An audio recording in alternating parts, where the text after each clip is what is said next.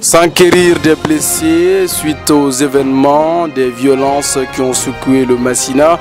4 ministres de la République étaient hier à Ségou. La page religion, la caravane du Maoulo 2017 de Cheikh Soufi Konaté poursuit sa route en Côte d'Ivoire. Ligue des champions européens, le Real de Madrid a battu Napoli 3-1. Mesdames et messieurs, bonsoir et bienvenue à toutes et à tous dans ce journal. 4 ministres de la République du Mali se sont déplacés dans la localité où il y a eu des heurts entre populations civiles. Ils se sont également rendus à Ségou pour s'enquérir de l'état des blessés. Tout cela commenté par Abdraman Baba Koueti. Le dernier bilan donné par le gouvernement fait état de 20 morts et plusieurs blessés. Les causes de cette violence entre population civile et l'assassinat d'un boutiquier samedi soir dernier dans la localité de Diawaribougou près de Massena. Le gouvernement a dépêché le ministre de l'administration territoriale et des collectivités locales, Mohamed Aga Erlaf, le ministre de la Justice, Garde des Sceaux, Maître Mamadou Konaté, le ministre de la Solidarité et de l'Action humanitaire, Hamadou Konaté, et le ministre de la Réconciliation nationale, Mohamed El Mokhtar, pour rencontrer les populations et servir de médiateur entre eux.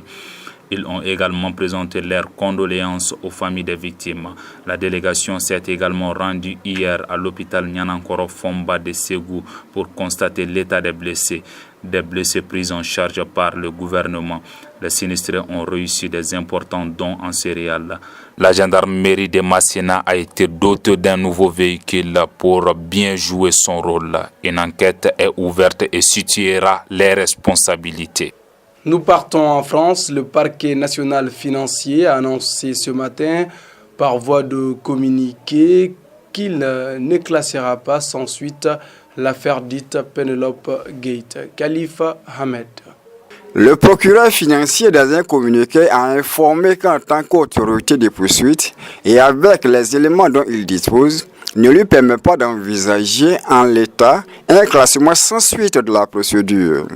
Une procédure qui a démarré depuis le 25 janvier par des investigations autour du candidat LR à la présidentielle, François Fillon, pour des faits susceptibles d'être qualifiés de détournement de fonds publics, abus de biens sociaux et recel de ces délits, mettant en cause notamment sa forme Penelope Fillon. Ce ne sont là que les premiers résultats de l'enquête préliminaire remis au procureur du parquet financier par l'Office central de lutte contre la corruption et les infractions financières et fiscales. Le candidat de la droite a affirmé à maintes reprises qu'il est prêt à se retirer de la course à la présidentielle en cas de mise en examen. Ce n'est pas encore le cas. Aux États-Unis d'Amérique, la position du président Donald Trump reste floue par rapport à la solution à deux États dans le conflit palestino-israélien. Il a reçu hier en audience le Premier ministre hébreu Benjamin Netanyahou. Abdraman Baba Koueti. C'était déjà flou. Et cela l'est encore plus. Les propos du président américain sur le processus de retour de paix au Moyen-Orient sont très ambigus. Pour le président américain, les deux solutions restent les mêmes, pourvu que les Israéliens et les Palestiniens se comprennent entre eux. Une position qui a beaucoup enjoyé le premier ministre israélien Netanyahou, qui a qualifié Donald Trump, le président américain, le plus grand ami de l'Israël. Du côté palestinien, les dénonciations n'ont pas du tout tardé. Saeb Eraka, le principal négociateur palestinien avec Israël, a, dans une déclaration sur plusieurs chaînes internationales, qualifié la position de la Maison-Blanche et de son locataire d'irresponsable. Il y a des tentatives vigoureuses et claires de la part de ce gouvernement israélien d'enterrer la solution à deux États. Et ceci en développant la colonisation et en volant les terres, les ressources et l'eau. Il n'existe qu'une alternative à la solution à deux États, un État unique et démocratique qui garantisse des droits à tous, juifs, musulmans et chrétiens. La mort et les conditions de l'assassinat de Kim Jong-un, frère de Kim Jong-il, président nord-coréen, se précise. Les explications avec Sekou S. Koulibaly. Une deuxième femme suspectée d'être impliquée dans l'assassinat a été arrêtée en Malaisie aujourd'hui, jeudi 16 février. Âgée de 25 ans, elle est en possession d'un passeport indonésien. Hier, c'est une autre avec des papiers vietnamiens qui a été mise en arrêt. Selon les premiers éléments de l'enquête, elles ont soufflé un poison mortel King Jong alors qu'il attendait son vol pour Macao en Chine. Il est mort de la suite d'une crise cardiaque. La Corée du Sud accuse le président nord-coréen Kim Jong. Page religion de ce journal, la caravane de sensibilisation, d'unité nationale et de réconciliation dans le cadre du Maouloud de 2017 de Cheikh Soufi Konaté se poursuit en Côte d'Ivoire après Issia Cap sur d'autres localités. Khalifa Ahmed. Après ici, la semaine dernière, le disciple d'El Hadj Cheikh Soufi Bilal, grand guide de la communauté musulmane de Soufi en Côte d'Ivoire, Cheikh Soufi Konaté enchaîne depuis 3 nuits de prêches et des dons auprès des populations musulmanes de ce pays. Le 12 à Vavois, le 14 à Bono, le 15 à Oumé. Cheikh Soufi Konaté est actuellement dans la ville de Toumoudi.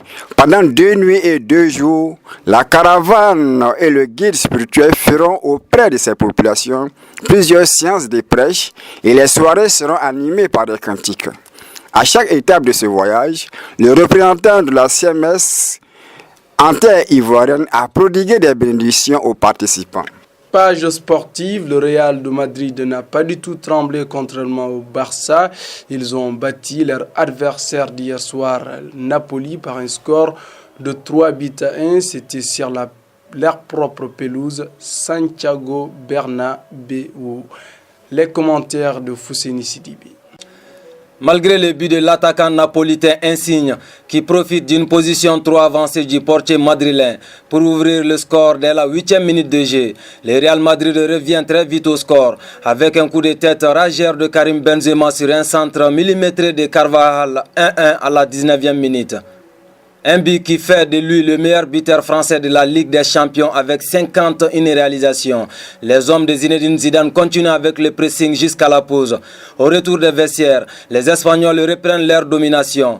À la 49e minute, l'Allemand Toni Kroos place un tir du plat du pied droit en pleine course suite à une remise en retrait.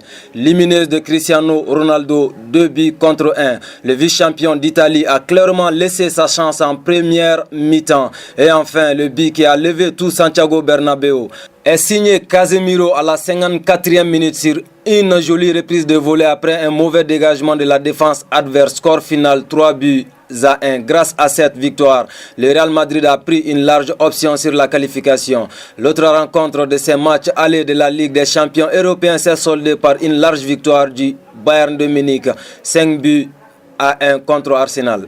Mesdames, Messieurs, merci de nous avoir regardés. Bonne suite de programme. Au revoir.